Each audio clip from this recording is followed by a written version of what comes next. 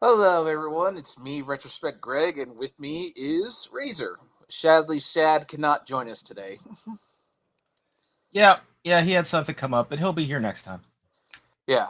Uh, so, good news Mortal Kombat Trilogy is on the MK collection. Yeah. All that collection needs is MK Gold, and I think it's perfect. Yeah, apparently, I don't know. I saw an interview with one of the developers, and he was talking about how the biggest obstacle to getting stuff into the game is that the company, like, this is the first time they've ever emulated PS1 before, Yeah. and a lot of stuff is like the thing is making it work on the Switch version of the game. So apparently, like, Nintendo is just holding us back, you know?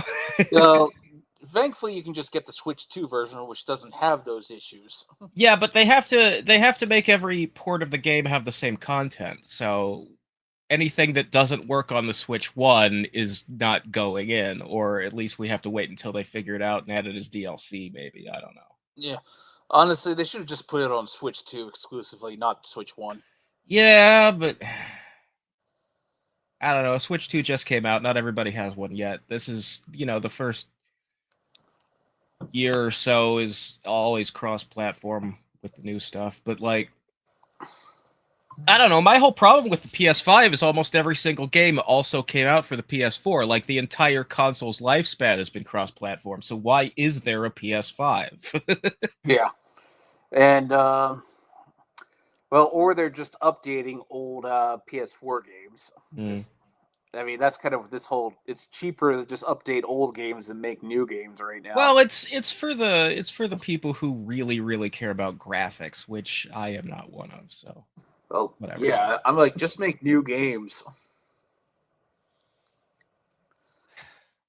Anyway, Well, so we're gonna talk about Deception's Conquest mode and the various well, continuity hiccups it has. before we start that, you wanted me to remind you that on the Deadly oh, Alliance episodes, you kept forgetting to bring up the Adema Immortal music video, oh, which yeah. is worth bringing up because they animated a canon event in that music video. They animated Scorpion fighting Quan Chi. Well, Yeah, I think it's that you see Scorpion get hit with the green skull, and he's like, flailing about, and he falls down. That's yeah, yeah. We talked about that in the story. There is a moment where before Quan Chi goes up to Shang Tsung and proposes they form the Deadly Alliance, Scorpion catches up to him and fights him in Shang's backyard with the acid Buddhas. yeah, And they animated that. I wonder if they did it for the music video or if they were planning to animate a lot of cutscenes of the game. And then that's the only one they got done in time. So they're like, "Hey, music video guys, you can use this footage we have." yeah. One thing I love about that song, it's like nowadays it's like it is so blatantly a product of the 2000s. As as someone who thinks the last 15 years of pop culture has been a mistake, I like that song and I want those times back. Yeah, well, what I wonder is, did it feels like I saw Psyops had a music video? Did every game like try to have a tie-in music video, or was that just Midway trying to do that? It might have been a Midway thing. I don't think. Well, Halo 2 had that Breaking Benjamin song. There may have been other examples. Yeah, it was. I guess it was just a product of the time. That was Yeah. just what they were doing back then. I love that story. I forget his name. The lead singer. Apparently, he gorsed like a whole bunch of ice cream sandwiches before they recorded the song or something. He said something about making up the lyrics on the spot, like that day in the recording booth. Yeah. Like he didn't know what the game was about, so he just like looked through the instruction manual or whatever and was like picking out words. Is like, okay, you can't kill me, I'm immortal. That's the Yeah, I think they had when Deadly Alliance was shown at E3. I think it was they actually performed that song live or something. That sounds familiar. It Yeah, probably happened. I don't know. I imagine that was something the marketing team did, and Ed was like, "Oh, okay, cool, I guess." Hmm. At least that's how I think that went down. Yeah. But there's also a part in that music video towards the end where Scorpion and Quan Chi are fighting again in like this. I forget where it is, but I don't know if that's canon or that's just something they did for the music video. Mm. Let me check because I don't remember any additional fight footage that doesn't take place at the Acid Buddha stage. Yeah, I think they're in like a temple or something. Let me see.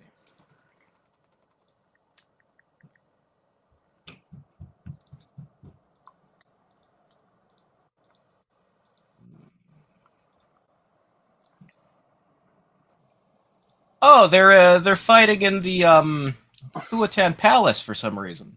Yeah, I don't think that happens in the It's story. interesting. No, that's they may have just taken the models and the animations and put them on a different background just for the sake of it.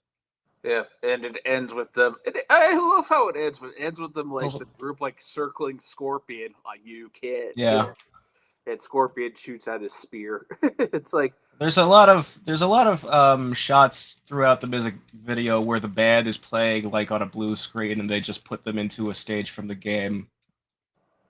yeah.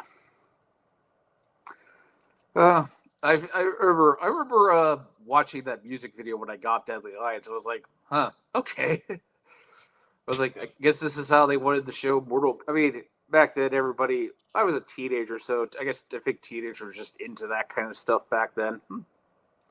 I mean, I like the song. I know it's corny. I still Yeah. like it.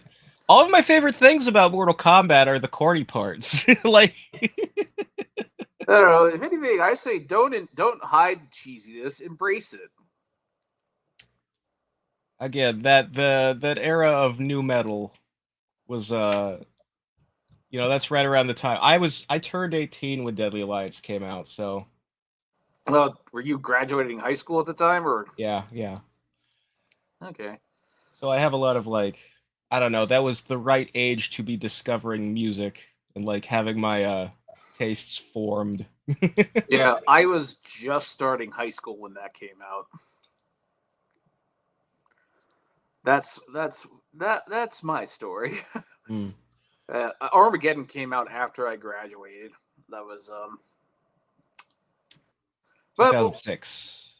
but we're not at Armageddon yet. I think when we get to Armageddon, we're gonna have to make stuff up. Well, there there are some things. Yeah, There were bios and there's we Taven's did. Yeah, conquest for mode. what we got, but we didn't get enough of it really. Hmm. Hmm. But I guess, well, let's just get right into the main thing. Shad couldn't wants to be here for the part where we talk about Deception's main story, but he said we can talk about the Conquest mode without him, so that's what we'll do. Yeah. Yeah. So, when do you think the Conquest mode starts? Like, it's obviously Shujinko's a little. I was going to bring this up that because there's an in-game clock, and we know that the Deadly Alliance Deception, the present day parts, take place in the year 2002 because it's 10 years after MK1, which was 1992, and those are the years those two games came out. Yeah. Uh, I can tell you exactly when Conquest mode starts and how old Shujinko is. Mm. He's like So 9 or something, right? no, he's 13 at the start of Conquest mode, and I know this because when you leave the town and train with Bo Raicho, 5 years pass, and then they say, now you've reached adulthood, go out and have your adventures. So that means he's 18. Okay. Well, So here's the thing. At the end of Conquest mode, once you've done all of the main plot and caught up to the present day, the in-game clock says 47 years have passed. Which means Shujinko is 60 years old. He was born in 1942, and Conquest mode starts in 1955. hmm. Yeah. So now we have exact years for things. Okay. Well, this is obviously before Liu Kang, Johnny Cage, Sonya were all born. Yes, yes. I mean, he's 60, and we're at teenagers, so it's way before. Yes. Yeah, one thing I remember, Ed said Chujinko was the next generation Liu Kang, and it was like, but why is he older than Liu Kang if he's next generation? Well, a generation, the game generation, not the real life generation. Yeah.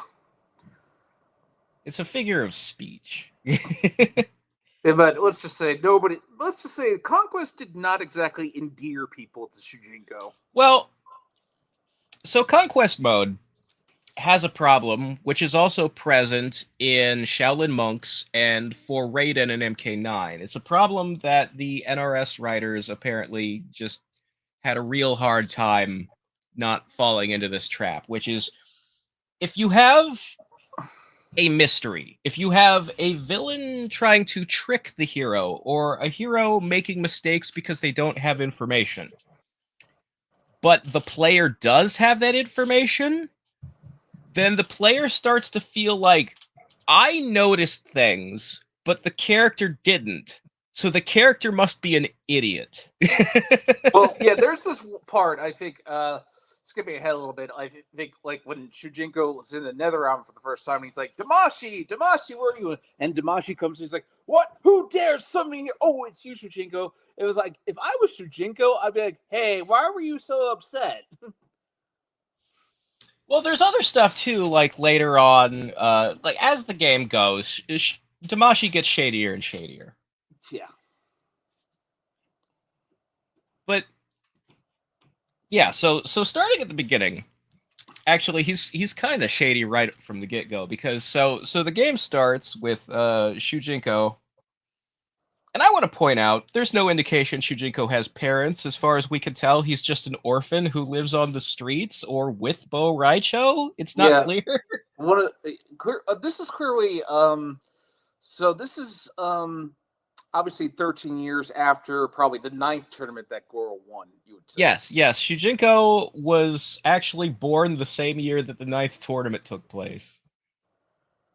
And he's training to hopefully be in the 10th one. Yes, he wants to attend the Mortal Kombat that we play in Mortal Kombat 1. So at the start of this thing, he's in this village, and here's another thing I want to point out. Shujinko, the name Shujinko is the Japanese word for protagonist. And he's Chinese. Well, now that's the thing. If he's an orphan, just because the game is set in China doesn't mean he's Chinese. Yeah, he could be Japanese. Although the character that he's like super obviously based on, actually, as he ages, many of his different costumes are based on different characters from kung fu movies. All those characters are Chinese. Like Pai Mei in Kill Bill is a Chinese character with a Chinese name. Yeah. Etc. I guess that's been a problem for a while. I wouldn't worry about it. Yeah. But anyway, so, Shujinko goes, it's like, I haven't played in a while, but it's like Damashi shows up, Yeah, so Shujinko is like trying to prove that he's a good enough fighter to be left out of the village, because the village has like a wall around it to protect the people from, I don't know, there's something scary in the woods apparently. They don't want people going outside the town. And Shujinko's a 13-year-old boy. They're like, you're not ready, you can't handle yourself, you're not allowed to leave. And he's like, but if I get good enough at Kung Fu, you'll let me out, right? Yeah. So Shujinko, like, Bo Raicho has like 4 dojos in the same town. And Shujinko is going from dojo to dojo training. Yeah. Don't you think all you need is one? It's a little weird. Especially because at the very end, like at the gates out of town, is a huge dojo. It's called the Earthrealm Academy of Martial Arts. Which I assume is where Liu Kang trained. I think Liu Kang trained at the Shaolin Temple. Yeah. Well, yeah, but it's like, okay, so Bo Raicho was training people there, but I guess... Well, Bo Raicho also has his own house out in the woods. I think that's where Liu probably met him.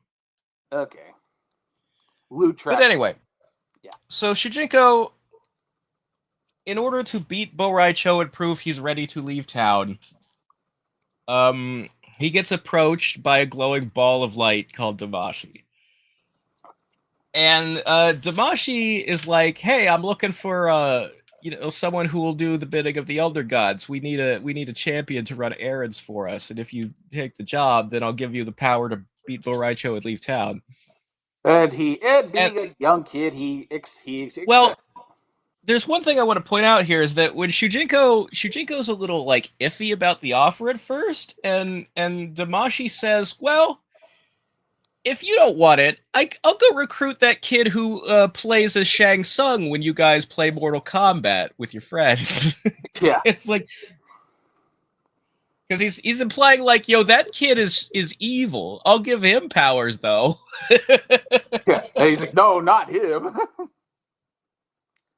So yeah, there's your first indication that Damashi is not necessarily a morally upstanding character. Yeah. So yeah, Damashi gives Shujinko the power to copy the fighting styles and I guess and the special moves, the magical powers, whatever you want to call it, of his opponents. And I want to talk about that for a moment because obviously we're going to find out that Damashi is Onaga and Shujinko is being manipulated into doing his bidding, and it's like Shujinko ends up using the power to copy people in order to beat Onaga at the end of the game. But we're not there yet. So the question is, how did Onaga give Shujinko a power he himself does not have?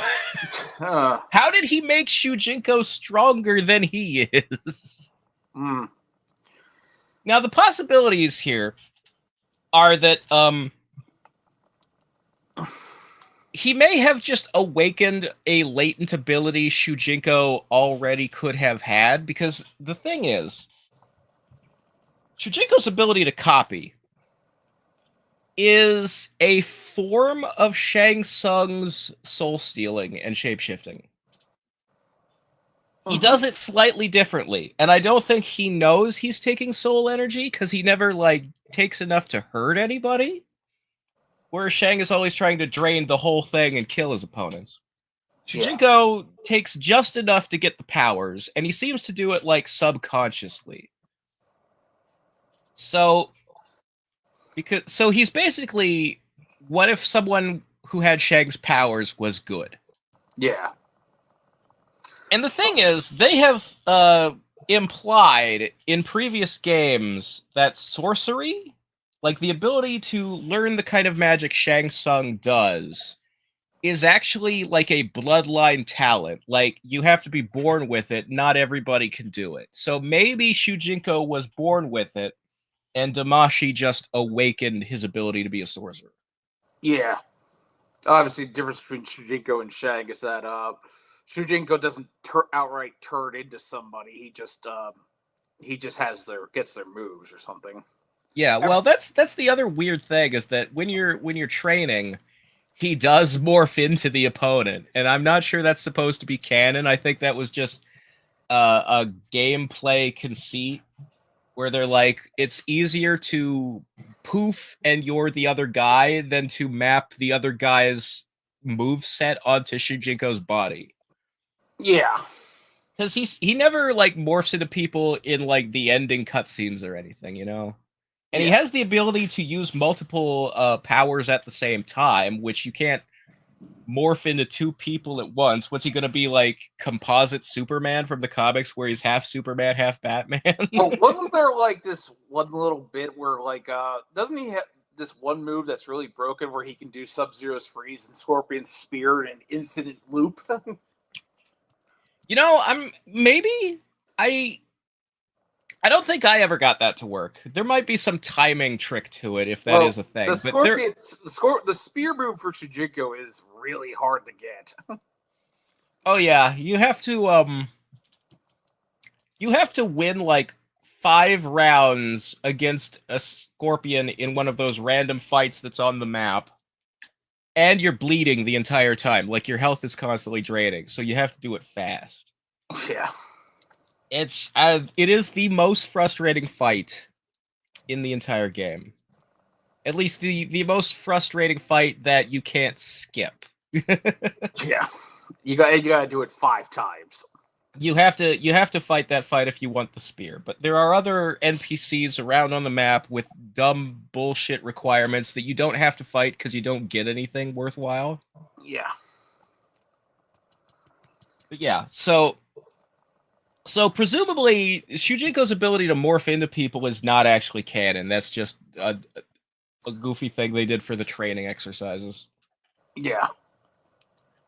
But yeah, so Shujinko gets the powers. He goes and he learns to fight exactly like Bo Raicho and beat Bo with his own moves. And Bo says, "Congratulations, you graduated.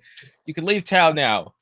And if you want to come to my house outside of town, I'll train you even more. Get you ready for, because you want to go to the Mortal Kombat tournament and all that stuff." Yeah. So 5 years pass. Shujinko is now 18. He's been training with Bo Raicho until he reached adulthood. Yeah. Ready to go out into the world. And one thing I want to point out is Shujinko in all phases of his life is voiced by the same person, Max Crawford. Yes, he did a pretty good job of, the sounding young and then the sounding old. Yeah, because this was the days when Midway, they couldn't hire professional voice actors, so they just got people from down the hall to do voices. Mm-hmm, mm-hmm. You know what I'm talking about. Yes. Everybody in that era was some Midway employee just being pulled into the audio booth because it's cheaper that way.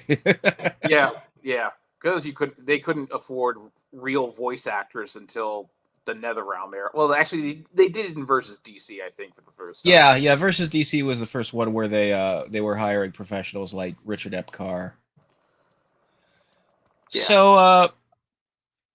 So Shujinko, his first, I guess, mission once he reaches adulthood is Bo Raicho is like, "Hey, I left my warrior's medallion that I won in some contest long ago. I left it on the beach, like with my fisherman friend that I play cards with or whatever.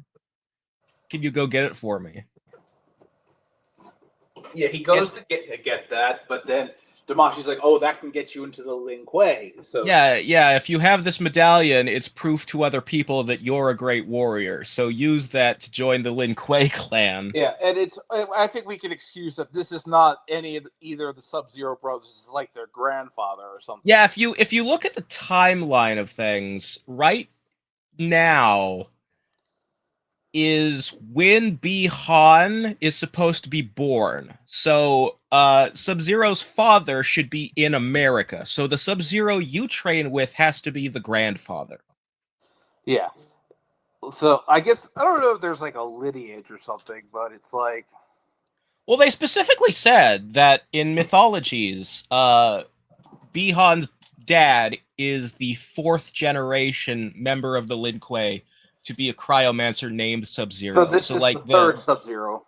Yeah, you are training with the 3rd Sub-Zero. Bi-Han is the 5th. Kuai Liang is the 6th. Yeah. Makes sense. Yeah. And so you train with the Lin Kuei, and I'm not entirely sure why Tamashi wants you to join the Lin Kuei. But conveniently, after you do join and train with them, they find a Kamidogu and send you on a mission to go get it.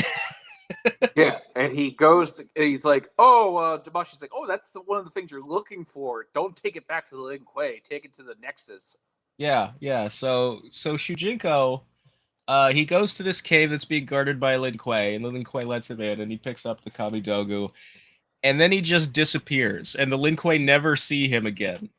So, you think they'd be hunting for him? Yeah, you would think that would come up later in the game, that there would be Lin Kuei trying to, like, track you down as a traitor. But no. It's just a missed opportunity right there. I guess because he wasn't in Earthrealm, they just figured he must be dead. I also want to point out, so, there are lots of side quests in Konquest, and they aren't necessarily canon. Yeah. But one of the side quests in the starter village was that Shujinko catches a Lin Kuei assassin sneaking around town and like knocks him the fuck out. Yeah. And that does not come up when you join the Lin Kuei. Like, nobody's like, hey, I recognize that kid. He punched me in the face when I was on a mission. So, one thing I wonder is that if Sub-Zero's grandfather was the Grandmaster, why was... Well, no, he's not the Grandmaster. He's just there to train you. There are the guys in the red outfits, like the Grandmaster outfit from Mythologies. There is one of those guys also standing there on the map. Okay. Yeah. So, so Bihon's grandpa is not the Grandmaster. He's just a high-ranking Lin Kuei who you train with and learn cryomancy from. Yeah. And then, so, I guess after that, it's like, you go to, he goes to the Nexus, and the next he goes to is the Nether Realm. Yeah, every time he places a Kamidogu on the altar, it activates the portal to the next realm in line where you can find the next Kamidogu. This is apparently being with the Lin Kuei gave his soul that taint of evil, which allowed him to enter. Yeah, maybe that's why Damashi wanted him to join, because he needed to get a little dirty, because he knew the Nether Realm was going to be somewhere on the line. Yeah, and yeah, because like when you join actually your first mission, the Lin Kuei sends you to like go assassinate some Shirai Ryu spies who are camping out on the map. Yeah. So Shujinko has killed some people. Yeah. Yeah, we did mention last episode about how like the Nexus and the portals were all built by the first sorcerers, this group that lives in the Netherrealm that was like commissioned to do construction projects by the Elder Gods. And when you arrive in the Netherrealm, you arrive in a city called Necros, which is on the first plane, and it was also built by the first sorcerers. So like the city is full of like sorcerers, members of the Brotherhood of Shadow, because I guess like a lot of first sorcerers joined the Brotherhood. I mean, Quan Chi founded the Brotherhood, and he was one of the first sorcerers, it seems. Yeah, but there's no sign of Quan Chi or Shinnok when Shujinko goes in. Well, that's not entirely true. Shinnok is in town. Yeah, well, yeah, but I don't know if that's debatably canon. Yeah, it's one of those things where it's probably not canon, because if you talk to Shinnok, the side quest he gives you is that Quan Chi has stolen the amulet and left it lying somewhere in town for Shujinko to find. So it's like we're said like this event, if it took place, would be taking place during Mythologies, which is like 40 years from now. Yeah. And I think, doesn't he run into Noob in the Netherrealm, or am I misremembering? Yeah, if you go inside a building, there's a bunch of like Brotherhood members, and Noob Saibot is like leading some kind of like meeting circle, and you can talk to them, but it's not real important. There's also a Serena's in town, and she's talking like Mythologies has happened, and she's already a traitor, and that's probably not canon either. Yeah, can't you see Mutaro in there or something? Or Well, here's the thing. So Motaro, Goro, Kintaro, and Motaro mainly appear in specific places in Earthrealm. They just kind of poof into being, and if you catch them in time before they can run away, they'll give you a bag of coins, and then they'll teleport away. And that's all they do. Yeah, actually, can't you see Goro fighting Johnny Cage? There is a spot in the Netherrealm where you can see Goro fighting Johnny Cage, but you can't like walk over there. It's like it's on like an island surrounded by lava. So you can see it, but you can't like interact. It's obviously not meant to be taken as serious. Yeah. Again, non-canon. Anything that's not part of the main plot is not canon. But what you're thinking of is there is a building in Necros that if you walk inside it, Shiva's lying face down on the floor, just unconscious. You can't interact with her, and that's the only appearance Shiva has in Conquest mode. Like every single Mortal Kombat character ever, up to this point, had some kind of appearance. Is somewhere in Conquest mode, and this is Shiva's one appearance. She's just passed out on the floor in the Netherrealm because she died at MK3. Even though at this point that hasn't happened yet. Yes, but again, none of these cameos and side quests are timeline sensitive. Yeah. You're just meant to discover them whenever you discover them, and that's all that matters. So this is when the Ermac and Ashra fight happens. Yes. You So said it happens a little earlier than you'd want or something. well, I'll get to this later because there's a second time you come to the Netherrealm, and I'll talk about it then. Yeah. But when you get to the city of Necros, and you go to leave the city, you meet Ashra, and she already has become the demon hunter. She's found the Chris. She's wearing all white, and she's like, "Hey, it's real dangerous out there. If you want to go out, I'll train you so you can fight demons, and then you'll be able to handle yourself." So you train with Ashra. Yeah.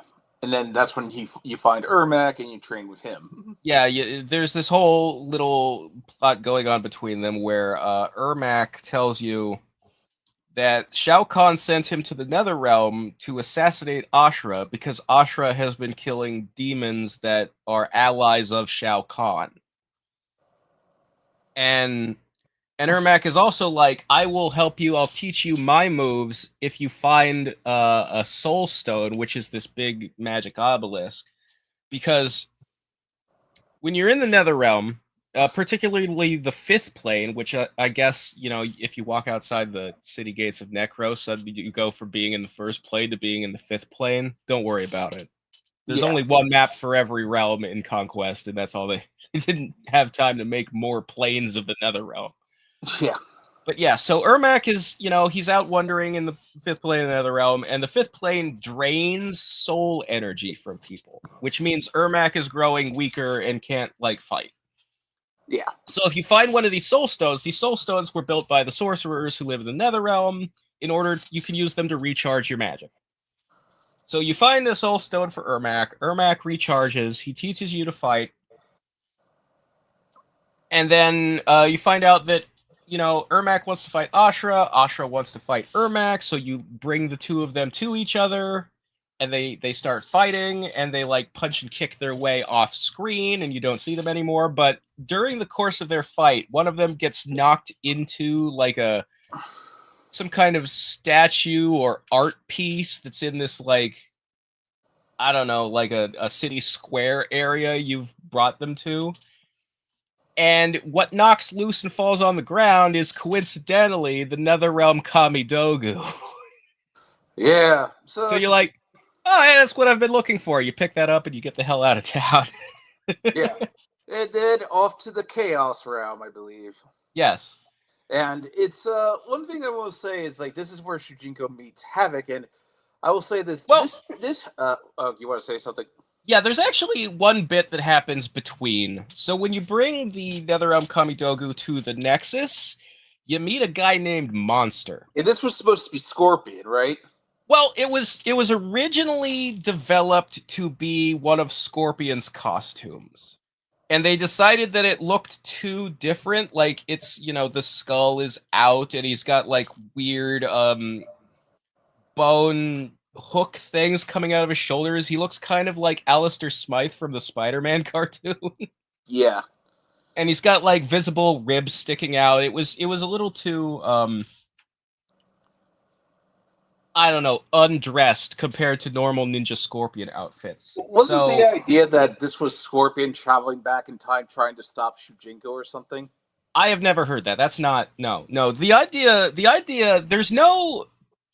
there is no cutting room floor lore for Monster. The intention for Monster is what's in the game. He is the current champion of the Elder Gods. Obviously, Shujinko thinks he's the champion of the Elder Gods because Damashi told him that's what he is, but Damashi is a liar. Shujinko is meeting the guy who actually works for the Elder Gods. And this guy is like, who are you? You're trespassing in the Nexus. Mortals aren't supposed to be here. And Shujinko's like, who are you? I'm the champion of the Elder Gods. You're not supposed to be here. So the two of them fight. And since this is the only time we see Monster, presumably Shujinko kills him. Maybe the stage fatality happened. Yeah, he might have kicked him into the endless void. But you think if he did that, the Elder Gods could just retrieve him, couldn't they? True.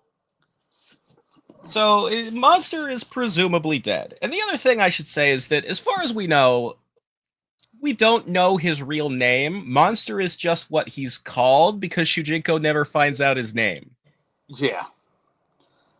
Wasn't he voiced by? Didn't he have the same voice as Scorpion? I believe. I think so. He's got he's got a lot in common with Scorpion, and the Scorpion's primary costume is a modified version of the Monster outfit. Like, they still used it, they just made it more ninja-y when they put it on the real Scorpion. But my point is, like, Monster is a canon character, and he is part of the story. Regardless of his behind-the-scenes origins as an unused Scorpion costume, when they put him in, they made him his own dude. Yeah. So the point is, this is the first time Shujinko has encountered any kind of indication that he might not be the champion of the Elder Gods, he might be being lied to. But, like most evidence he encounters, he just brushes it off. Yeah, well... Because a glowing ball of light appeared out of thin air and told him, I work for the Elder Gods, and I have a mission for you. That seems believable to me. Well, yeah, this is when he goes to Outworld, and this is where you start to get a little hint that Damashi is Onaga, because he's like, Emperor, indeed, he's a thief. About yeah. Well, that's after Chaos Realm. Yeah, all right, yeah, Chaos Realm. Yeah. So Shujinko goes to Chaos Realm because that's the next portal that activates. Yeah, and I want to say, Havoc as he was in the Midway timeline, so much more nuanced and interesting than how he is nowadays. Yeah. Yeah, this version of Havoc is, like, good. And the version of Havoc in MK12 is not even, like, even if there had never been a Havoc before, I would not find him to be a likable villain. Yeah, well, that's what I like about Midway Havoc, is he's not really a hero, he's not really a villain, he's just, Yeah, he's just kind of a wacky guy, and he's like, his philosophy, like, rings true in all of his lessons. Like, if you attack Havoc, he says, thank you, I didn't expect that. That was chaotic. And he's like, when you train with him, he's actually trying to kill Shujinko, and Shujinko's like, oh, I get it. This was just a test. You wanted to see how I'd react. And he's like, yes, it was. But also, I would have really killed you. Yeah. Because it's like, yeah. It's so much, chaos. So much better than the guy who's like screaming, anarchy, chaos. Yeah, the point is that the guy in Deception really believes in chaos and unpredictability. And, the guy in Chaos Reigns is a hypocrite. Like, when Noob Saibot turns on him, he calls him a hypocrite. Yeah, when Noob Saibot turns on him, Havoc is like, I should be proud of you because I didn't see that coming. It was chaotic. But I'm not, because you're ruining my plans. Fuck you. It's like, that's not Havoc, man. That's just a generic bad guy. Like, he has no personality. Yeah.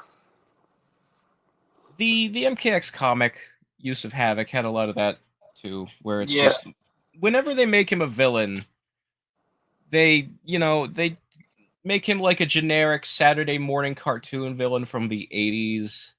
Yeah, and there's no nuance to it. But the Havoc in Deception is a really likable, fun character. And he's also, throughout the story, he is ostensibly on the good guy's side more often than he's on the bad guy's side. Well, yeah, because what Onaga's doing will end chaos, and he doesn't want that. Yeah. And what I liked is that I think Vogel said it best. He's not really good. He's not really bad. He's just chaos.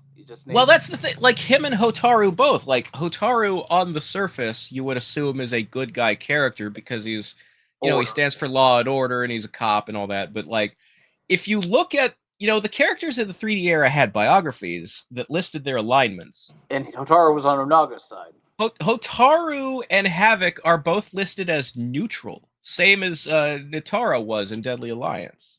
Yeah. Yeah, they're neither good nor evil, because honestly, Hotaru is kind of a shady guy, like, and Havoc is more of a good guy than you would expect him to be, because he'll take whichever side benefits him the most. Yeah. And this is where Shujinko enters that pool that rapidly ages him, right? Well, see, people say it rapidly ages him because that's what it looks like. But if you look at the clock, what has actually happened is that Shujinko has been standing in that pool and 10 years have actually passed.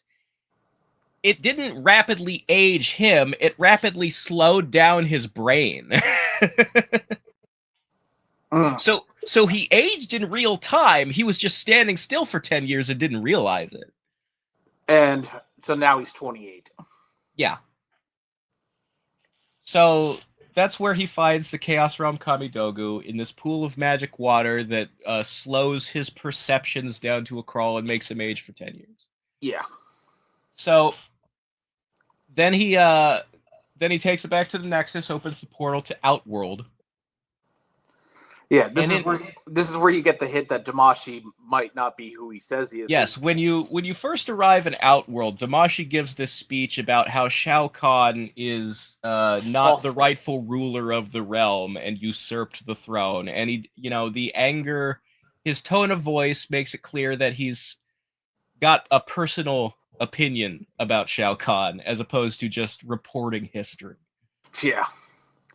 I think this is where we get mentioned that Shao Kahn was at some point like something similar to what Raiden is to Earth. Yes, so much like Deadly Alliance, revealed a lot of things about like characters' backstories, particularly explained the events of MK3. Deception has some Easter eggs in it that explain more about characters' backstories, in particular, Shao Kahn's backstory. And what is revealed, a combination of Damashi telling Shujinko that once Shao Kahn was like Raiden is to your realm, he was an advisor to the mortals, but it wasn't enough for him, so he decided to steal the throne for himself. You have that. And then you also have, when you're running around the Nether Realm and the Chaos Realm, and you talk to NPCs, the voices coming out of their mouths don't match the subtitles of what they're telling you. And what the voices coming out of their mouths are actually John Vogel saying stuff backwards. And then, he recorded himself saying some Easter eggy thing, and then he reversed the audio. Yeah. So it was like backmasking. Like how they used to say that if you listen to old rock records, if you played them backwards, they'd have satanic messages in them. People were paranoid and thought that was true. That's kind of the trick that Vogel did to sneak hidden messages through characters' voices. Yeah, I think there's one where he says, "You are being deceived." Yeah, there's a lot of funny ones where one of them is John Vogel is a genius. Yeah. But the one or my favorite, will Suhao come back from the dead? Probably not. Well, that wasn't true, was it? Yeah. So the one that's relevant to what we're talking about right now is there's a message that says one of the backwards voices, if you flip it around so you can hear it the right way. You have to rip the audio out of the game to do this. But what it says is Lucifer, Shao Kahn, and Raiden all belong to the same race of beings. Mm-hmm. Now, Lucifer is a character we haven't talked about. Well, because he never appeared on screen. Yeah, no, he's part of the backstory of mythologies. And what mythologies had said is that when Shinnok tried to take over Earthrealm and Raiden defeated him and he was banished to the Netherrealm, at the time, the Netherrealm was being ruled by a demon named Lucifer. Basically Satan. Yeah. Well, the idea here is that Lucifer is described as just one of the species of demons that are born in the Netherrealm. He was just another guy, like Serena is, or any of the Oni NPCs you see running around. These are all creatures that were born from the pits of the Netherrealm. They are the native species, and Lucifer just happened to be the demon who was in charge of Hell at the time, and Shinnok had to overthrow him to take the throne of the Netherrealm. Yeah. So there's a retcon here where we're saying actually Lucifer was a god. He was a god of the Netherrealm, probably the protector god. And so he was in charge of like he was in charge of the Netherrealm, and he was also, that would be like a reason that he would be in charge of making sure Shinnok stays in prison. So Shinnok had to defeat him to become king of the Netherrealm. That much has not changed. Just who Lucifer is and his relevance has changed. Yeah. But what? Because this is something like apparently you remember this is Annihilation had the whole Raiden Shao Kahn are brothers, which John Tobias really hated, and yeah, and well, this yeah, is they're still not brothers. Like yeah. if you're going to call any of the gods Raiden's brother, it would be Fujin and the other Earthrealm gods because they were all born at the same time to the same realm. Yeah. But yeah, like a god from another realm, like Lucifer, or now we're learning Shao Kahn was a god of Outworld. He was a protector god who was Onaga's advisor when Onaga was in charge of, when he was the king of Outworld. Yeah. Well, it's like, what was he the god of, though? That's what I wonder. Well, Armageddon has Chameleon's bio says that Shao Kahn gets stronger in the presence of battle. And that's what makes him so hard to overthrow. God of War, then, I guess. Yeah, presumably, because Ares in the DC universe, the Greek god of war that Wonder Woman fights, yeah, he has the same powers. Being around war makes him stronger. That's what makes him the god of war. Yeah, and that's it's like Kratos from the God of War games. Right. So presumably, Shao Kahn used to be a god of war and protector of Outworld. And then one day he decided that, so there's actually a bit of motivation we can dig into here, where Onaga, when he was king of Outworld, his goal was simply to unite all the territories of Outworld under a single world government. Yeah. So basically, he was fighting a war to end all wars. To have all of Outworld united under a single leader, that leader being himself. And then once he succeeded in this, he completed the task of uniting all of Outworld, unifying all of the tribes and countries under a single flag by defeating and subjugating them all with his magic army. He went, well, now that my empire is complete, I need to become immortal so I can rule it forever. And so he had this plan that there was this legend that if you drank the blood of an infant dragon, you would become immortal. And they were like, poisoned it. Yeah, Shao Kahn had to kill him before he could become immortal, because Shao Kahn, the reason he took the throne is because if he's the god of war and war is over now, his purpose is gone. His life is meaningless without war in it. And we see this like in his characterization game after game. Shao Kahn is obsessed with the idea that conquering more territory is the symbol of how strong a person is, and that if you stop fighting and stop taking places over, that you will become weak, and he refuses to be seen as weak.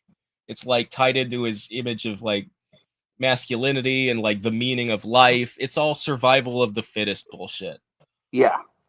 So Shao Kahn's whole meaning in life is to wage war, and Onaga has taken over all of the planet and there's no more war. So that's why he kills Onaga and takes the throne, because he's figured out, well, once I have control of the realm, I can invade other realms, and now there'll be new territories and more wars I can fight. I need more wars. Which kind of ties into what Tobias's plan for Shao Kahn, that he basically fed off energies of other realms or something. Yeah. So like there are multiple different reasons for Shao Kahn to be obsessed with invading other realms, but the basic gist of it is that if he stopped, he'd run out of places to conquer, and conquering things is the whole meaning of his life. Yeah. And this is where he goes to this So getting back to Jinko, First he goes to the city of, what was it called? Is the walled city of Leichen. So you'll be walking along the map, and there'll be, green columns of light that tell you where the next story mission is. So Shujinko happens upon this city that has a big fortress wall around it, and he discovers that this city is being attacked by Melina and Baraka and a horde of Tarkatans. And by the way, timeline-wise, I want to point out that this is the first time we've seen Melina definitely lived before MK2. Yeah, which we're about like 30 years out from when MK2 is supposed to happen, and Melina is here. So in the old timeline, definitively, she was born a long fucking time ago. She was not born during MK2. Yeah. Like, her whole backstory at MK2 is that her and Kitana were raised together as sisters. 9 doesn't do that, does it? Well, because 9 basically removes their history, and I think people did that. Yeah, so that's a problem. But yeah, so Melina is here with Tarkatans trying to take over this city, and the wall is keeping them out. And this city is like one of the few places in Outworld that's like resisting Shao Kahn's rule. They don't want to pay taxes or something like that, I think is the reason they're rebelling. Yeah. So Shujinko, he like cuts a deal because he doesn't want to see the Tarkatans kill everybody in this town. He's like, let me go in and see if I can negotiate a surrender, and then you won't have to murder everybody. And they let him in. So he goes into the city of Leichen, and he talks to Overlord Zafiro, who runs this town. What a name that is. Yeah. I want to point out that in MK12, they've retconned it that Rain is a code name, and his real name is Zafiro. So they have combined him with this random NPC for no reason. Well, yeah. Shad, if Shad was here, he'd be like, "Stop talking about NetherRealm Mortal Kombat."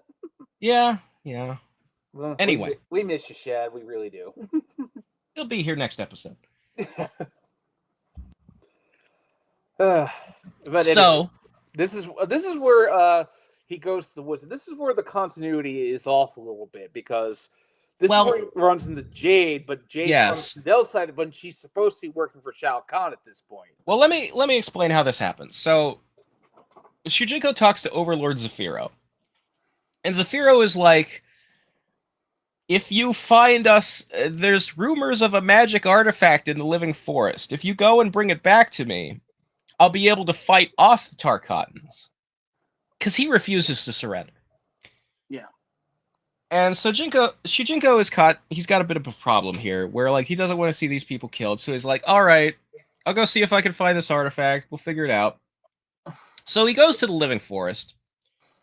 And you do run into Jade. And Jade says that she's claiming this Kamidogu for Sindel, so that Sindel can defeat Shao Kahn. But Sindel's supposed to be dead at this point. Yeah, right now Sindel's fucking dead. Like, she died 10,000 years ago, and MK3 is a little ways off yet. Jade should be working for Shao Kahn right now, and this would be such an easy thing to fix. All you have to do is change the dialogue so that Jade is claiming the Kamidogu for Kahn, and there wouldn't be a plot hole. But anyway, you fight Jade, you defeat her, you take the Kamidogu, and Damashi says, you can't give a Kamidogu to the guy in the town. That's not gonna work. We need these. Yeah. So he's like, take it to the Nexus. We'll go to the next realm. I've got an idea. The next realm is going to be Order Realm. Now, the Sidon Guardsmen, we can negotiate with them to come help this town, all right? And Shujinko's like, yeah, that makes sense. So you go to Order Realm. And in order to, get Hotaru's help, you have to, like, join and train with the Sidon Guards. And so Hotaru sends you to break up a riot that Darius is holding, and you do that. And then you tell Hotaru, all right, let's go back to Outworld. You can help this town of Leichen. And Hotaru, being, the stickler for law that he is, says, well, the only way that I'm going to protect this town is if you place this town under the control of Sado. And so Shujinko has to go, well, that's not what Overlord Zafiro would ever agree to, but fuck it, he's going to get his town killed if I leave him in charge. So he agrees to it, and Zafiro is not pleased. Yeah. But there's not a damn thing he can do about it. It's not mentioned what happened to him, I think. I mean, he's just not in charge anymore, and he's real salty about it. Yeah. I love Shujinko. This is where he's like Hotaro's like, oh, he did not remember the bar. And Shujinko's like, men often don't remember such things. And I'm like, that's not really an excuse. Yeah, he makes up some like, oh, well, he's bullshitting because he doesn't want to lose control of his town. But trust me, he did agree to it. Yeah. So after you've quote unquote saved the city by putting Hotaru in charge of it, you leave town and you bump into Baraka, and he's super fucking pissed because you were supposed to hand this town over to Shao Kahn's forces. Yeah. And so you fight Baraka at this Tarkatan camp that's just outside of town. And when you beat him, he's like, I'm still mad, but you beat me. I respect you as a warrior. I'll let you go. And he says, all right, just teach me your techniques. Yeah. So you learn, you have learned Melina's fighting style. You've learned Hotaru's fighting style. Now you're learning Baraka's fighting style. Now, when you're done with all your business in Outworld, that's when Damashi tells you to go back to Earth, I think, right? Yeah, he's like, hey, it's just about time for that tournament you've been spending your whole life wishing to be in, right?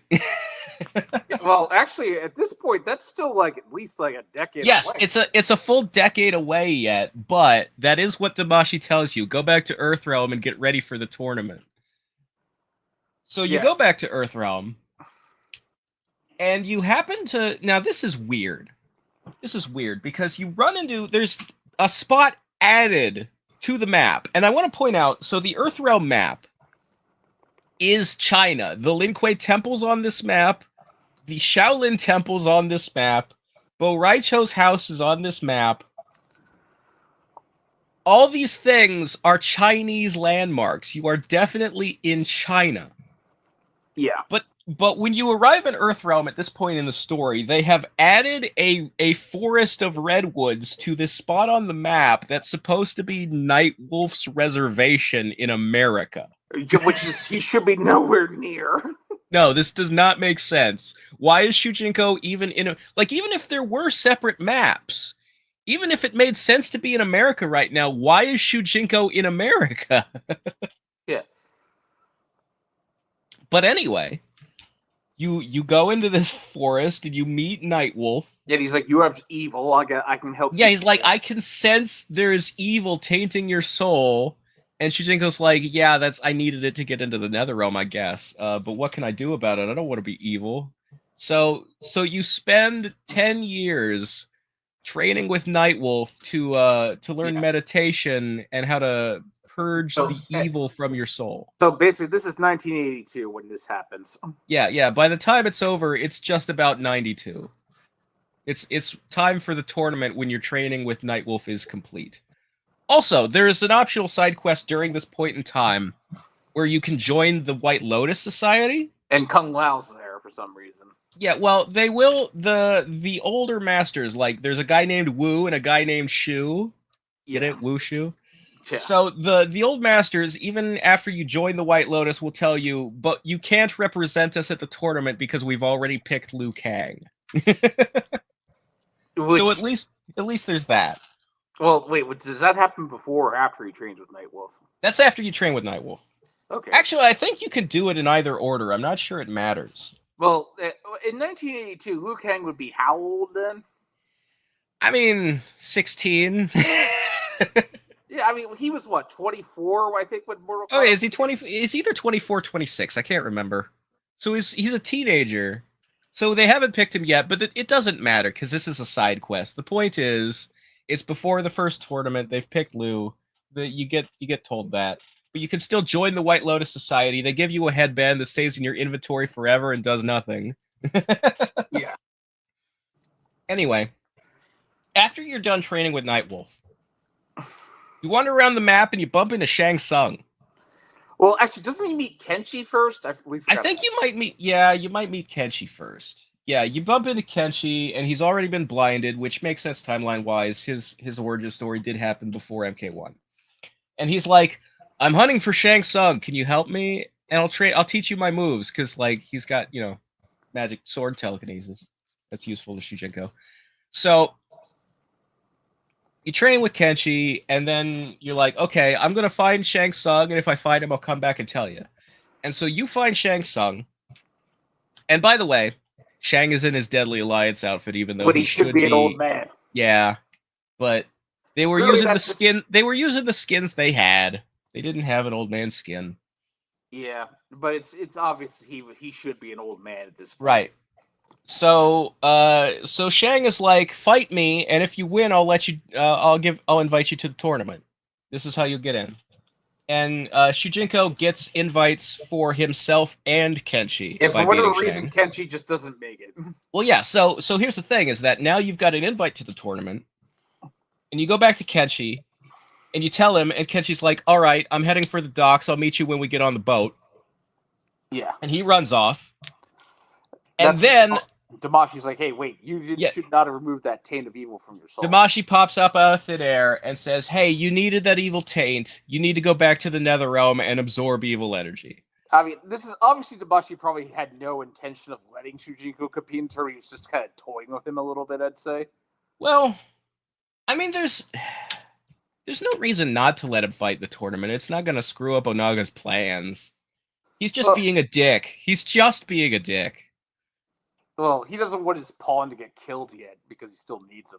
I don't know. Shujinko could have won. He's probably really fucking strong at this point. He's absorbed, like, I don't know, 10 different characters? Yeah. So, maybe like 8 or 9. So, Shujinko disappointedly misses the MK1 tournament and travels to the Nether Realm. And for whatever reason, Kenshi doesn't get there either. I don't know why. Yeah, I think it's, because Kenshi is blind, he needed help to find the boat, and Shujinko wasn't there to help him. I guess. But, yeah, this is also where, according to Shujinko goes back to the Nether Realm, and for basically it implies he spends 10 years in the Nether Realm, which is kind of... Well, this is the weird thing. So, this is the biggest jump in time that doesn't make sense in the entire game. This is the biggest plot hole in Deception Conquest. Yeah.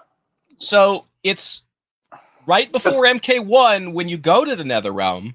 But he basically kickstarts the events of Deadly Alliance. When you arrive in the Nether Realm, you meet Scorpion. But it's post MK4 Scorpion. He's telling you that he's found out Quan Chi was lying to him his whole life, and he's dragged Quan Chi down to hell, but Quan Chi ran away, and now he's looking for him. And if you train with me, and I'll help you, you'll help me find Quan Chi. So you train with Scorpion, and then you find Quan Chi, and Quan Chi, this whole cutscene plays out where Quan Chi recruits Draman and Moloch, which you see Draman and Moloch run to find the battle, and that's how... Yeah, like, they hear Quan Chi and Scorpion fighting, so they go after them to find out what's going on, and that leads into the events of Deadly Alliance. But the clock has not moved. You did not age while you trained with Shujinko. Your character design didn't jump forward to another stage like it does every time passes. And also it's like this is where he's basically at the beginning of Deadly Alliance when Deadly Alliance is taking place, but it's like he spends years in a prison cell in the Order Realm, but it's like but there's no way all that happened over the course of 10 years. Yeah, so just to check the clocks. So 5 years passed at the start of the game. 10 years passed while you're standing in the pool. 10 years passed while you were training with Nightwolf. Or actually, maybe only... It's possible only 5 years passed when you're training with Nightwolf. Huh. 10, 20...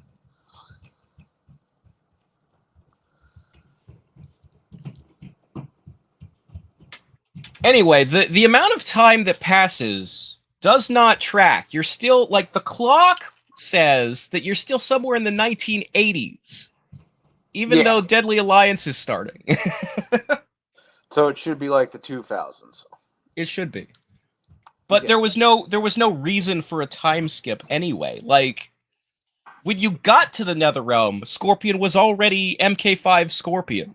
Well, this is the other thing. Like, before you go back to the Netherrealm, like, you meet Raiden, and Raiden's like, yeah, this quest sounds rather fishy. Well, yeah, so when you're done training with Scorpion and setting up Deadly Alliance, you go back to the Nexus. And in the Nexus, Raiden says that the Deadly Alliance has taken over Outworld, and I'm recruiting allies. Will you come with me? They've already killed Liu Kang, but that's like... Yeah. So DA is happening right now, but the clock hasn't moved since before MK1. What is going on? Yeah. So you're like, yeah, I'll go to Outworld to help you fight the Deadly Alliance. So you go to Outworld, and when you arrive in Outworld, you're kidnapped by Kano, who's working as the general for Quan Chi and Shang Tsung. And they take you to Li Mei's village of Sundo, and they force you, like, we've taken over this village and we're forcing all the villagers to work, and now you're one of them. You're going to work and help us build our palace and stuff. And while you're there in the town, you meet Li Mei. And Li Mei is like planning to rebel against them and fight Quan and Shang. And Shujinko's like, you're young and you're not ready. Let me train you before you go off on this. This is like the one time where it's Shujinko training somebody else, yes, not the other way around. Yes, gameplay-wise, you're learning Li Mei's moveset, but story-wise, you're teaching Li Mei's moveset to her. Yeah. Yeah, so Li Mei presumably knew some kung fu before, but ultimately Shujinko is her primary master when she's going into the events of Deadly Alliance. So you train Li Mei, and then when her training is complete, you're like, now I'm going to sneak out of town, and I'm going to go bring back help to free your village. So Li Mei goes off to do the events of Deadly Alliance, and you go back to the walled city of Lei Chen to ask Hotaru for help fighting Deadly Alliance. And he throws you in jail. When you get there, he says, you're violating curfew. Now, this cutscene happens no matter what time it is on the clock. It could be 12 noon, and he says you're breaking a fucking curfew. Yeah. So you get arrested, and you're not even put on trial. You're in the holding cell waiting for your arraignment. And it takes years, apparently. It's the clock moves 20 years. 20, which is the largest, like, it's been 5 years or 10 years before. This is the big one. 20 years in a holding cell waiting for your trial. Which doesn't make sense. Well, it does if you know Saito. This is exactly how their society works. Yeah, but it's like, wait a second. How could Deadly... It's like, this can't have all happened while Deadly Alliance was taking place. Yeah, because here's the thing. So, you're in the holding cell in Saito. And it's like Dairu shows up because Damashi has paid him. I'm not sure how Damashi gives anybody money because he's a ball of light. But Damashi has paid Dairu, this mercenary assassin, to kill the guards and free you from your cell. So you get jailbroken out. And Dairu, like... I can't remember if it's Dairu or Damashi that tells you to go to the courtroom. Because the Saito Kamidogu is at the courtroom. Yeah. And you haven't actually gotten Sato's Kamidogu yet. So you go to the courtroom to get the Kamidogu, and you find Hotaru there, and Hotaru is like, you broke out? Your trial was like tomorrow. I showed up to speak on your behalf. It's like, really? Then why did you leave me in a cell for 10 years? Yeah, it's 20 years and it's tomorrow. Okay, buddy, I believe you. But so yeah, it's like, well, now you're even more of a fugitive because you broke out of jail. I gotta stop you. And this is a moment in the dialogue that I enjoy because when you met Darius before, when you were stopping the riot and stuff, he had the only cool sounding line he's ever spoken, despite the fact that he's supposed to be like a slick character. Yeah. The only cool thing he ever says is, I look forward to resisting arrest. Shujinko uses that same line on Hotaru here. He says something like, that I have no choice but to resist arrest. Yeah. Well, Shujinko, throughout all the story, I think this is his catchphrase. Yes, Tabashi, I will do as you ask. Yeah, and he gets like more tired and disappointed sounding every time he says it. But yeah, so you beat Hotaru, you get the Kamidogu, you take it to the Nexus, it opens up a portal to Edenia.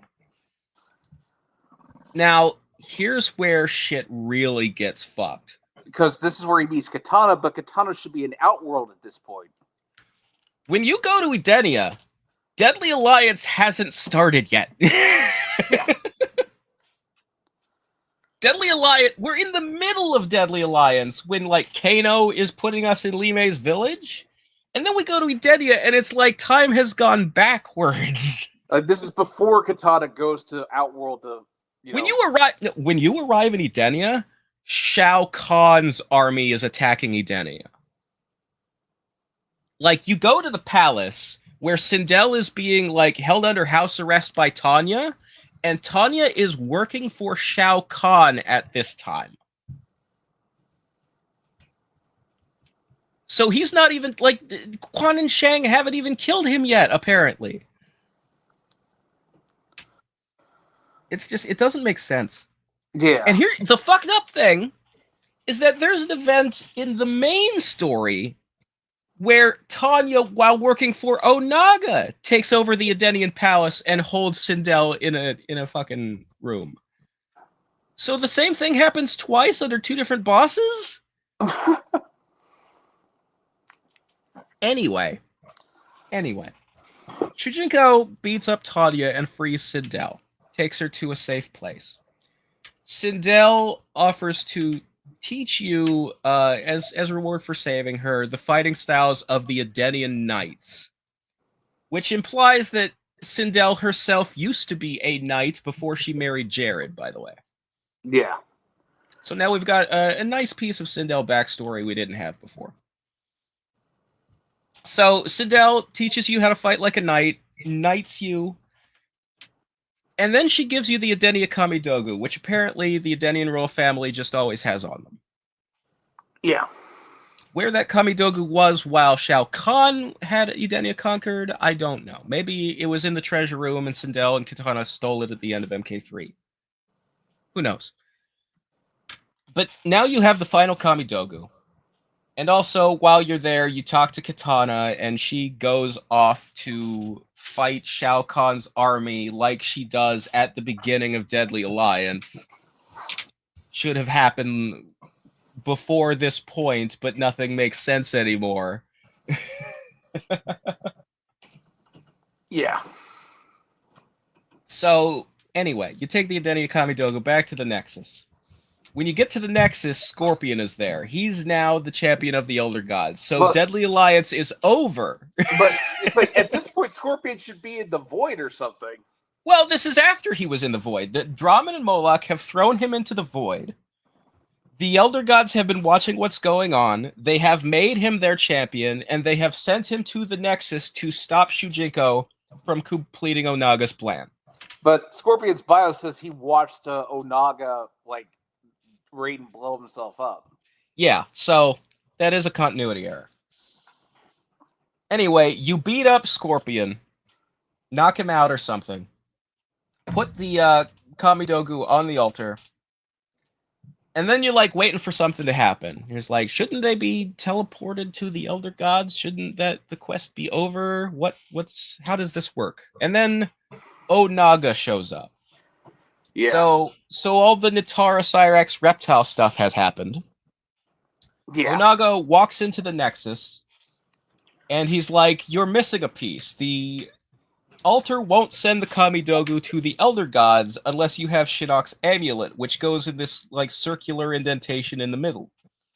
And he's like, I'm gonna go get that once I'm done with you.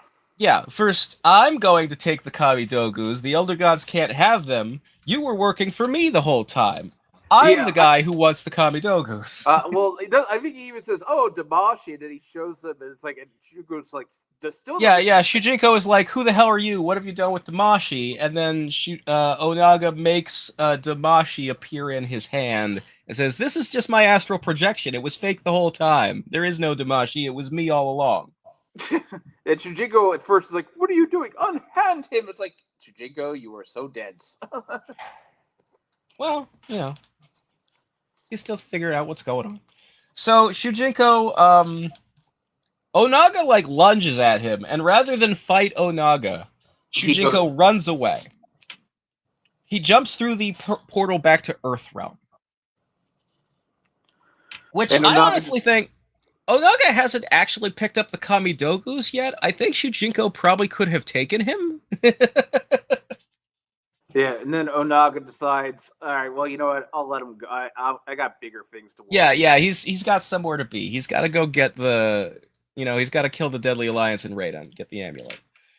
So Shujinko is in Earthrealm, and that's where the present day stuff starts. That's the end of Conquest mode. Although there are still side quests you could do, running around, getting your special moves. Yeah. You don't earn any of Shujinko's special moves until the post-game content. Yeah. So obnoxious. And I think you can also go to. It's not until post-game you can go to a spot on the Earthrealm map that is Liu Kang's tomb, and you can train with the ghost of Liu Kang.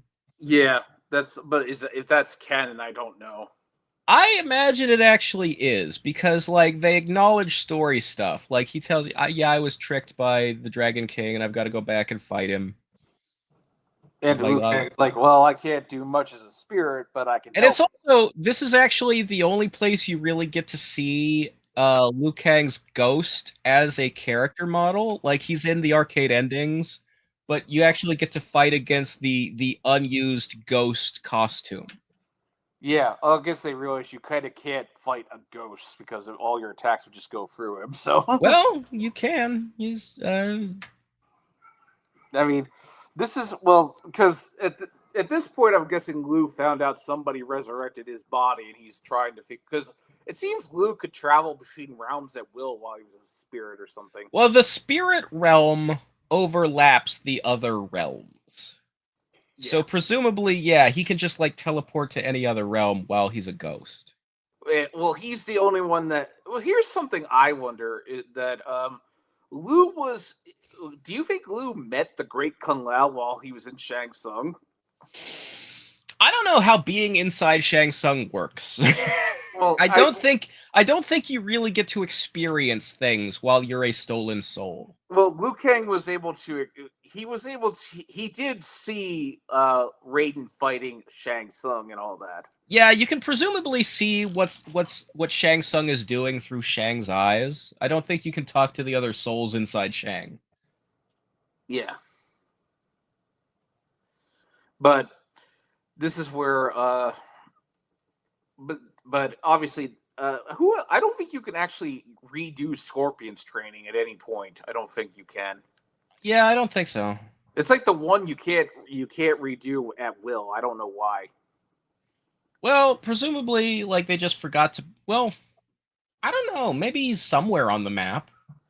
I've never tried. I don't redoing the training is boring. Why would I do that? Well, honestly, I think you can also find Raiden in Chaos in Order Realm, but it's also like, yeah, Raiden, that wouldn't happen because Raiden would want to kill Shujinko, right? Well, you'll notice from the costumes, the Raiden that you can train with is White Raiden, not Dark Raiden. There is a Dark Raiden in Edenia who you can fight against as a side like fight mission, but that's not a training.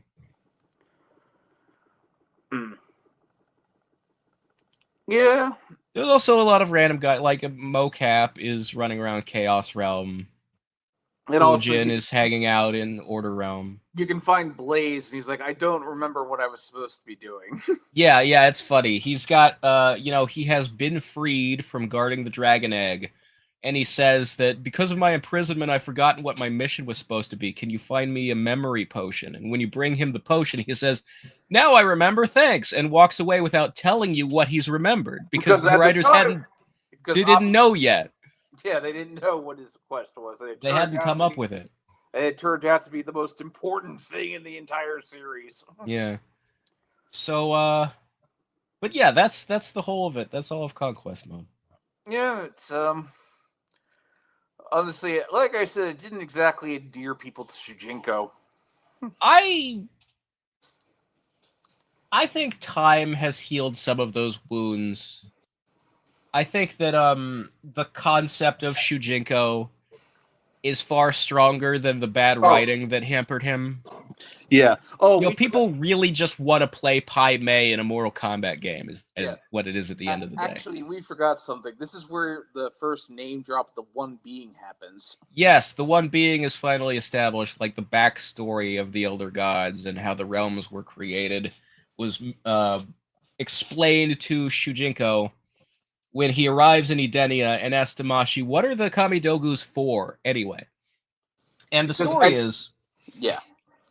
So I wanna be clear about this because we get a lot of questions about it on the Discord of like, there are 6 Kamidogus, and each one is associated with a specific realm, which causes people to ask, do the other realms also have Kamidogus, and if so, why not?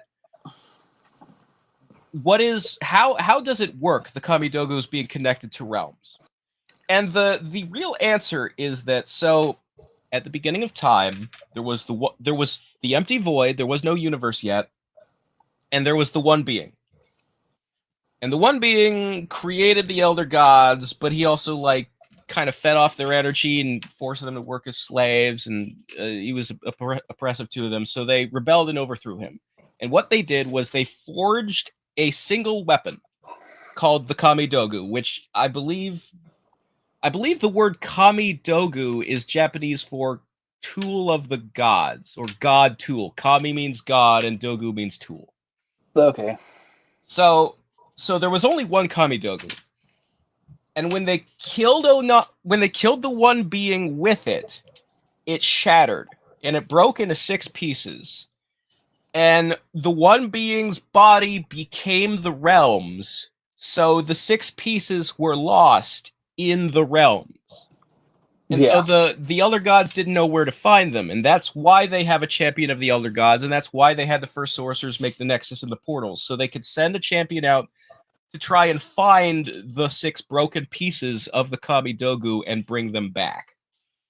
So it is a complete coincidence that there are 6 pieces and 6 important realms. It is a coincidence that the Kamidogus are like connected to the realm they were lost in.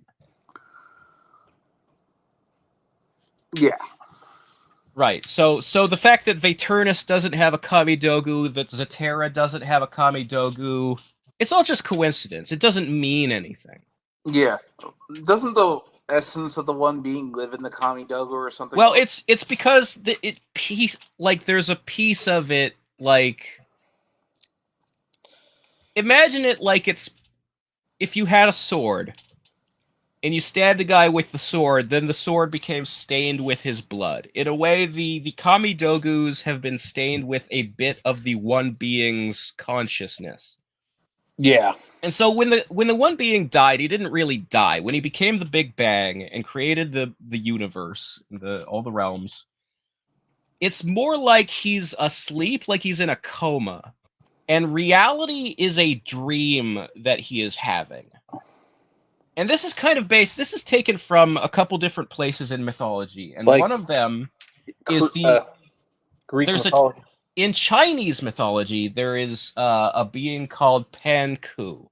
And this was referenced in actually the Mortal Kombat 1 novel by Jeff Rovin brought up Pan Ku. Yeah. The origin of the universe. And so the one being is similar to Panku in that, like, Panku died for the universe to be born. That's also in Norse mythology. The ice giant Ymir died for the universe to be born. And there's also a Greek mythology equivalent, I think. No, it's not Greek. It's Lovecraft. Oh, yeah, in H.P. Lovecraft, there's a great old one called Azathoth, I think is the one.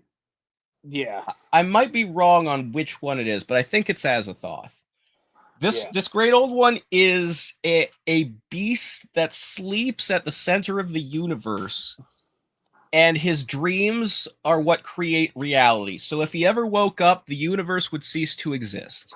Well, it's the same thing with the one being in Mortal Kombat. If he ever wakes up, the universe ceases to exist because we're all just characters in a dream that he is having. Yeah, and it's like that's also why he can't ever be fought, because you can't really fight something that makes that. I mean, you could if you stretched it, if you've got really creative as a writer, you could come up with a way for him to lucid dream an avatar for characters to fight. But boy, fighting the one being would have to be the last Mortal Kombat game ever, because, like, if you're talking about escalation, you can't go bigger than that. That's it. And I think Vogel has said the one being was never planned to be a character. Yeah, no. But the thing is that Onaga's plan is to reunite the 6 pieces of the Kamidogu. And if he does that, he will become the one being. Yeah. So the one being is a character in the sense of that's the bad end if you don't stop Onaga. He becomes the one being, the universe ceases to exist, everybody is dead and gone, and it's just Onaga ruling the void. And there is no more universe. That's what would happen. That's what would happen. Yeah, but it's and now Dom is basically acting like the one being was never a thing. Yeah, because he wanted to do fucking Chronica and Titans as the biggest tier instead, and that's stupid. Yeah, I don't know. Like I think we pointed out, Titans don't really belong in Mortal Kombat. We don't need to talk about that. Yeah, that's it. That's Deception Conquest. Before we go, they said there was a lore book coming with special editions, and I'm like, they did say that, and I was like, I really hope Tobias is writing that book. Well, my understanding is that they got some people from the Mortal Kombat Online website on the lore stuff. So I wonder how that's going to go. They should have got you. yeah, but I understand why.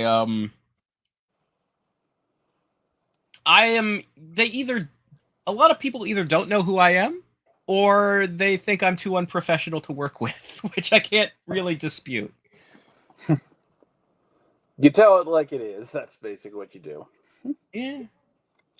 But, yeah, so who else does Shujinko can you find in the post game of Conquest to trade with? Liu Kang, Raiden, and who else, I think? Oh, God. Dairu, I guess you could find. I mean, there's a whole section, like the majority of the Chaos Realm map can't be accessed until the post game. And I know that Noob Saibot is in there, like Smoke, Noob Smoke. Yeah, them to train with. The Coach House stuff where you fight Kira Cobra and Cabal. I don't think you can get to that part of the map until post game. Yeah, we'll have to cover Cabal and the new Black Dragon next time. Yeah. There is the part where you have to help Jade arrest Rain in Edenia. Which is debatably canon. I mean, there's no other explanation for where he's been between Trilogy and Armageddon but that. Yeah, but, and then Armageddon, he just shows up and he's like, I don't think his bio even mentioned what he was doing between Trilogy and Armageddon. I presume that he was living as a thief in Edenia and, just avoiding being arrested by Jade. Yeah. Because, like, he is a traitor to the realm. He did work for Shao Kahn. Rain basically is on whatever side he thinks won't get him killed. More or less. He's on his own side. And But they he's not a definitely good... like when they redesigned him for Armageddon, they definitely excuse me. They definitely wanted him to like look like a thief, you know, like a regal, kind of an Aladdin-esque Arabian Prince of Thieves type of a very character. regal-looking thief, I'd Yeah, say. yeah. I mean, he calls himself a prince when you meet him in Armageddon, Which is obviously refers to what he was named for. Yes, he says it's because he's if he's the son of Argus, then he is a prince of Edenia. But Argus was a god, not a king, so prince is not the right term. They just said it because it's a reference to the fact that he's named after the song "Purple Rain" by Prince. Rest in peace, Prince. Yeah, that was yeah, that's I think and now they have Floyd, who's named for Pink Floyd. Yeah. I didn't mind that. That was like the one good thing because it was like that was probably the most MK thing they've done in years. Yeah, I mean Ed does like his little pun names, his bits and his jokes. Yeah, it's just it doesn't have John to give it a story, so. Yeah, and honestly, Floyd is just male chameleon. Like basically at the end, like he's got some like light and crystal moves on top of copying the other ninjas, but he mostly copies the other ninjas. Yeah, all they need is a white ninja, and they'll have every color. I'd say. Mm-hmm. That'll probably happen sooner. Well, the problem with white is that it's very close to gray, and we already have smoke. And the other problem with white is that would be chrome, wouldn't it? Yeah. And we really don't need to be validating some guy's shitty OC. Yeah. I mean, they always were doing like rumors of characters and basically making them actual characters, like back in the early days. That's how we got Ermac. It's well, so with so I think my next game purchase will probably be the collection on Switch 2. I think it'll be hopefully the lore book has some juicy details. As long as Dom isn't writing it, I'll be okay with that. Yeah. I don't know. We'll see how it turns out. I don't think there's anything a lore book can tell me that I don't already know, except for stuff they get wrong. But I'm still interested to see what's in it. I'm definitely curious. Yeah. I would like Tobias to come up. They did say something about character histories, and I was like, that'd be cool if Tobias was like fleshing out the characters' backstories. Because I think I remember, like, with mythologies, he did say he wanted, if there are more mythologies, he wanted to do a Liu Kang and a Baraka game, for, I think. Yeah, those are the two characters who came up. He ended up doing Sony and Jax instead, and we know he had a much better plan for that game than what actually came out. Yeah, I think Katana should have got one. She would have probably had the most. Oh yeah, Katana. We've said, me and Shad have said on many occasions that Katana's backstory is the richest, most underexplored. But I just, if Special Forces had been what he intended it to be, then we would have seen things like how Sonya's partner was killed and how Kano lost his eye.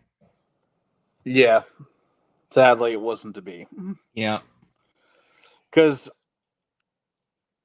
it's, I mean, he left before the game was finished, so they just like, they hodgepodged it and they just released it as it was. Yeah, they just threw together they had more that they could have put into that build. Like, there was a demo with a playable Sonya, and her and Jax had more moves in the demo than Jax does in the finished game. Yeah, and I think Sonya isn't even in the final game. No, she doesn't even appear. Like, wasn't there I think there was a scene of Sonya, like, she was tied up by Kano or something? Like I remember seeing that. I think that's from the demo. That's not in the finished game. Okay. If they do add special forces to a collection, I would like to see Tobias's like notes for how the game was actually supposed to go. Yeah. Because that's what they did with the Legacy of Kain remasters. They actually put in the unfinished stuff as like this like little bonus, like the levels they didn't finish. Yeah, that would be nice.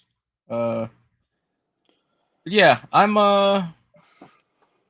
getting it on PC, and I'm just kind of curious if they'll be able to, like, they haven't at present. They're talking about maybe they won't be able to add crossplay, but it's still on the wish list, so maybe they can DLC that in later. I don't know. Well, I'm hoping DLC. Yeah, hopefully they can do gold. And I guess they have to add mythologies, but I don't know if that's going to get in at this point.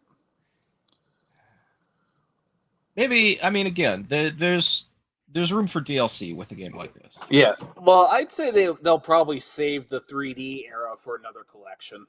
Yeah, the 3D era could be a completely separate collection because they have to emulate the PS2, which they don't know how to do yet.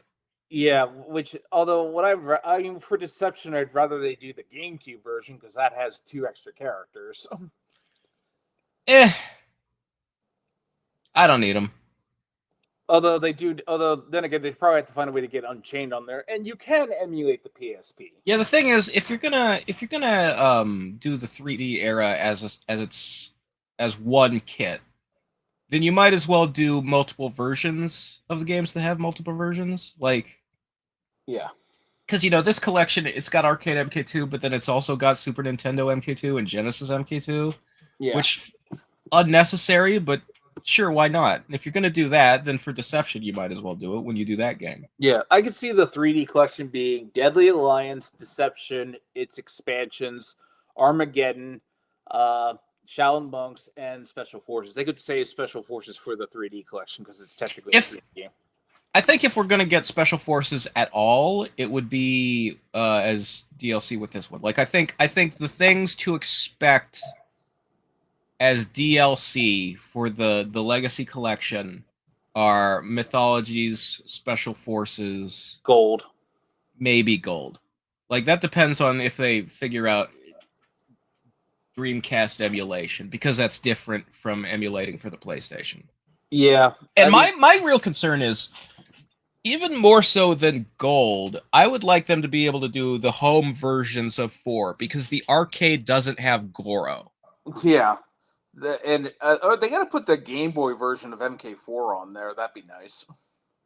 It doesn't have Goro. I don't think it has Noob Saibot. The PlayStation and PC were the only versions that had the up-resed ending cutscenes. Yeah. I think if not that, I would like to see them put the N64 MK games on that mature app that's on Switch 2 at the very least. That'd be cool. Mm. I mean, that's a possibility, but who knows? Well, because the N64 version of Mythologies doesn't have the cutscenes; it's just text, right?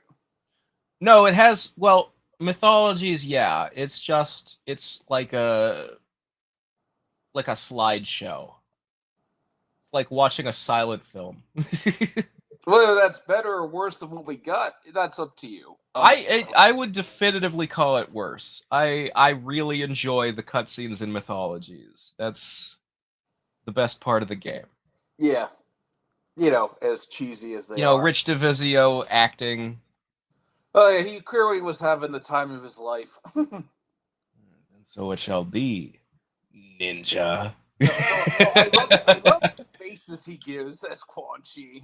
Yeah.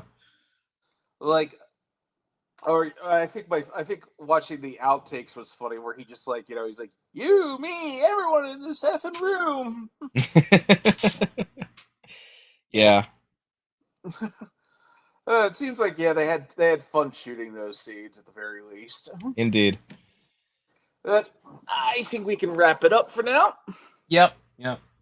But anyway, so next time we meet, well, actually, I think the 30th anniversary of the 95 movies coming up this month. Or did already? That may be true. Let me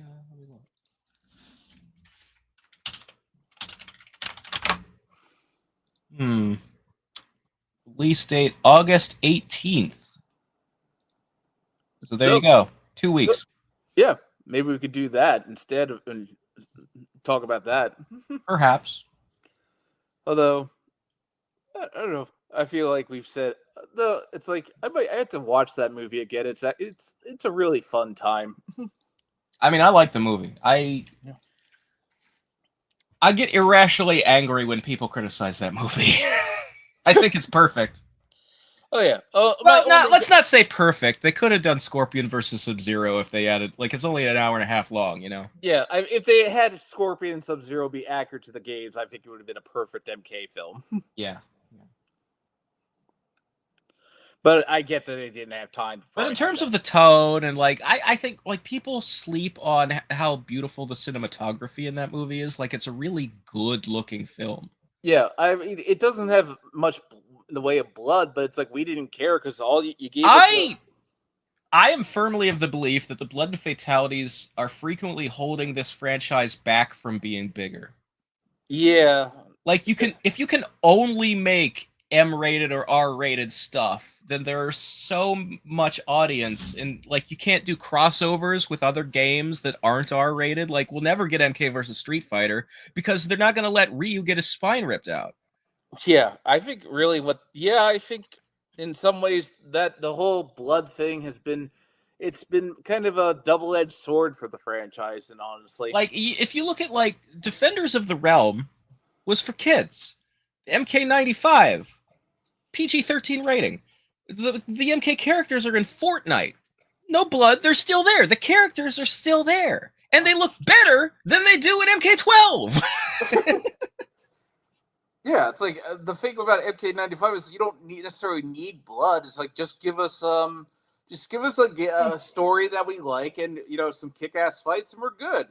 Yeah, like I liked the 90s Mortal Kombat stuff that didn't have gore better than I like the stuff they're making now. I just straight up better. No irony, no, like, couching it in, like, conditional language. It's just better. Like, I would give anything to have more of the Konquest TV show. Yeah. And I cannot stand the way that the cult young movies look. I am not looking forward to this new film. I'm sorry. Yeah. I know he's going to get killed off after only, like, 5 minutes of screen time. Doesn't change the fact that I still don't like the way the movie looks. It's just the aesthetics. It doesn't feel right. And it's part of the era we're in. I need Mortal Kombat to be more of a 90s period piece. Yeah. I mean, it's very much a product of 90s pop culture. Yeah. Like, a low-budget film back then looked better than a low-budget film now does, because low-budget films now are full of rushed CGI, whereas low-budget films back then still had practical sets and stuff. Yeah. Like, the whole fucking movie looks like it was shot on a blue screen. The new one, I mean. Or CGI Reptile. Yeah. Or at least I think that was supposed to be Reptile. No, Reptile was in the first one and he died. We're not getting Reptile. Yeah, it was. They had Baraka. He looked like crap. You could see his mouth inside of his mouth. Like, they just glued the teeth onto his fucking chin. Yeah, it's like how in the first TMNT you could briefly see the face of the actor in the mouth of one of the turtles. But I mean, that's kind of like, it's like those are things that's like, yeah, you probably didn't notice, but it's like you do notice now, and it's like, look, if I notice it right away in the first trailer, it's a problem. Yeah, like there's definitely, like, I love the live action TMNT film from 1990. I'm going to see the 35th anniversary showing, but it's like there's there are definitely some goofs that are more noticeable. I think you could actually see one of the crew members hiding under the table in one scene. Yeah, none of that bothers me. It's such a good movie. Yeah, like, I'll forgive weird little errors like that if the movie is good. I'm not gonna forgive what happens in this Mortal Kombat 2 film, because that's why we love that TMNT movie, because the turtles are real. Yeah. It's much more interesting to watch that than CGI turtles. Yeah, like when a guy does a flip wearing that heavy suit, I am impressed. When a computer graphic does a flip, I am not impressed. Yeah. With Transformers, it's like, yeah, of course, that does make sense to be CGI. Yeah. Well, depends on the art style, because I can't find the arms and legs on a Bayformer, you know? Well, actually, it's hard to tell most of them apart aside from maybe Optimus and Bumblebee. Yeah. Which is Because why. they have colors on them. You can actually see Bumblebee because he's yellow. Yeah. And that's why people were so happy when they switched to the G1 art style for Bumblebee. But then Yeah. Lorenzo Di Bonaventure was like, we are not rebooting. Even Well, though here's the thing: is that the Bumblebee didn't do well enough in theaters. TF1 didn't do well enough in theaters, and those are the only two good Transformers movies. So the audience has chosen crap. If crap is what they want, then crap is what they can have. I don't have to watch it. what you think Rise of the Beast was crap? Rise of the Beast was just more Bayformers. It's fucking terrible. Yeah, I mean, it's not on. I don't think it's as bad as Bayformers, but it definitely has a lot of the same problems. Like they still It's insist exactly the same shit. like they I don't still care. insist. They still insist on making Optimus Prime a vicious murderer for some reason. Yeah. Like Anyway. there's this one scene in Rise of the Beast that I find so odd. It's like where Optimus Prime like kills a bot, and Optimus Prime goes, "He was mine." And I'm like, that seems so unlike Optimus Prime to say. Yeah. I don't care. I don't care. I don't need to see these things. Okay? I have enough Transformers media. I'm not looking for more. Well, yeah. Well, Rise of the Beast didn't do super great either. I think people are just sick of Transformers in general. Well, they're still making another one and they're bringing Michael Bay back for it. Yeah, which is like, I don't know. It feels like Again, the people have chosen crap. That's what they want. If people wanted good Transformers, they would have gone to see Bumblebee. They would have gone to see TF1. But no. Well, the Last Night bombed. They did what they did. And the Last Night was really sure. bad. Every Bayformers movie has gotten diminishing returns. It's done worse than the one before it. So it's not like a new Bayformers movie is going to do any better. But they're still slightly better sales-wise than, Bumblebee and TF1, and that's what's fucking depressing. Yeah. But I don't have to watch it. I don't care. Yeah. And anyway, I think we're just about done for the day. So next time we'll either talk about the movie or we'll talk about the present day parts of Deception. Yeah, which shouldn't be because we're almost done the original timeline. After we're done Armageddon, I guess we could talk about versus DC because it's technically the last Midway game. Well, it is the last Midway game, but I think a lot of the problems that plague the NetherRealm era do kind of pop up in versus DCU. Yeah. I guess we'll see. Like Raiden's characterization. Yes. I mean, there is a lot of versus DC DNA in 9. So yeah. Like I did not like how Raiden was portrayed in versus DCU. He just came off as like a bitter, judgmental asshole. It's all Epcar. I mean, I don't think it's his fault. It's the way the character is written, but yeah, he doesn't have the range to do anything else anyway. Yeah, it's like, and like you said, Ed doesn't let Raiden be Christopher Lambert Raiden. Yeah. Well, that's a issue for another day. Yep. All right, guys. We'll see you next time. See you later, nerds.